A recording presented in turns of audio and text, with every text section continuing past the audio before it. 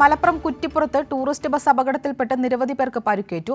പരിക്കേറ്റവരെ ആശുപത്രിയിലേക്ക് മാറ്റുന്നു. വിവരങ്ങളുമായി KT സ്വാലിഹ് ചേരുന്നുണ്ട്. സ്വാലിഹ്, എപ്പോഴായിരുന്നു സംഭവം? എങ്ങനെയാണ് ഈ ബസ് അപകടത്തിൽപ്പെട്ടത്?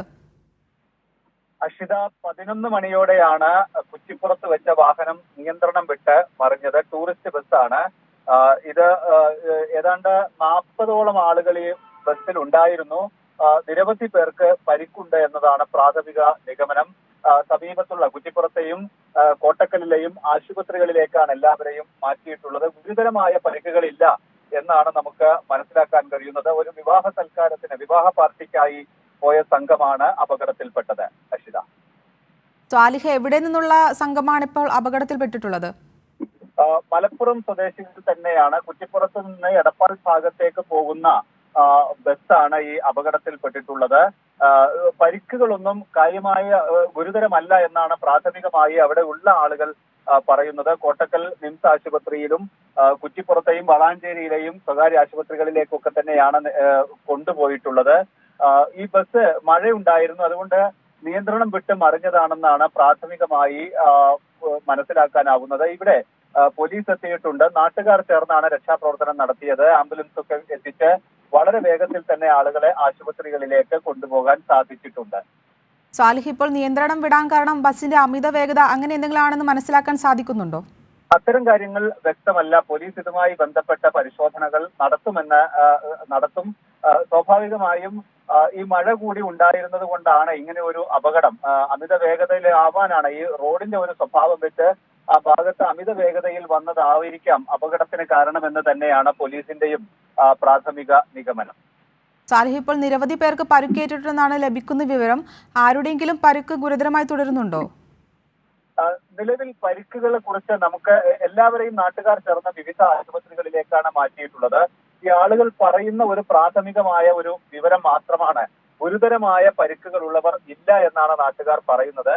പക്ഷേ ആശുപത്രികളിൽ എത്തിയവരുടെ ഒരു സ്ഥിതി സംബന്ധിച്ച് നമുക്കൊരു വ്യക്തത ഇപ്പോഴും വന്നിട്ടില്ല. ഗുരുതരമായി പരിക്കേറ്റവരിൽ ഉണ്ടോ എന്ന കാര്യത്തിൽ ഇപ്പോഴും ഒരു വ്യക്തത വന്നിട്ടില്ല. അല്പസമയത്തിനകം നമുക്ക് ഇക്കാര്യത്തിൽ കൂടുതൽ വിവരങ്ങൾ ലഭ്യമാകും.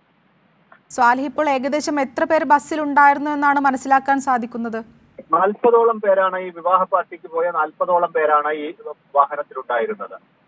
ഇപ്പോൾ ഡ്രൈവറുടെ നിലയിൽ എന്തെങ്കിലും കാര്യമായ എന്തെങ്കിലും പ്രശ്നമുണ്ടോ? അത്തരം കാര്യങ്ങളിൽ നമുക്ക് നിലവിൽ വ്യക്തതയില്ല. ഈ ഒരു അപകടം നടന്ന് നാട്ടുകാർ ആശുപത്രികളിലേക്ക് ആളുകളെ മാറ്റിയിട്ടുണ്ട്.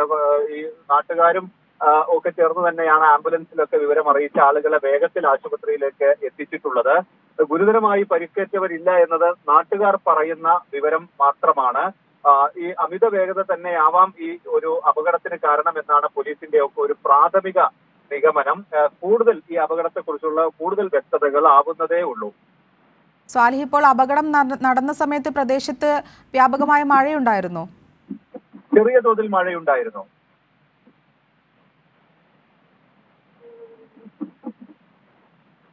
സ്വാലിഹ്, ഇപ്പോൾ അപകടത്തിൽ മറ്റേതെങ്കിലും വാഹനങ്ങൾക്ക് കേടുപാടുകൾ എന്തെങ്കിലും സംഭവിച്ചിട്ടുണ്ടോ?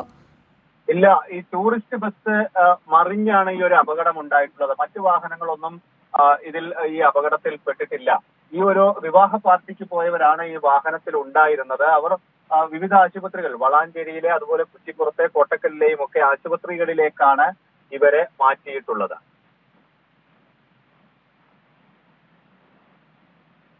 സാലിഹ്, ഇപ്പോൾ അപകടത്തിൽപ്പെട്ട ആരെങ്കിലും പ്രതികരിക്കാൻ തയ്യാറായിട്ടുണ്ടോ? ആ ഒരു നിലയിലേക്ക് വന്നിട്ടുണ്ടോ?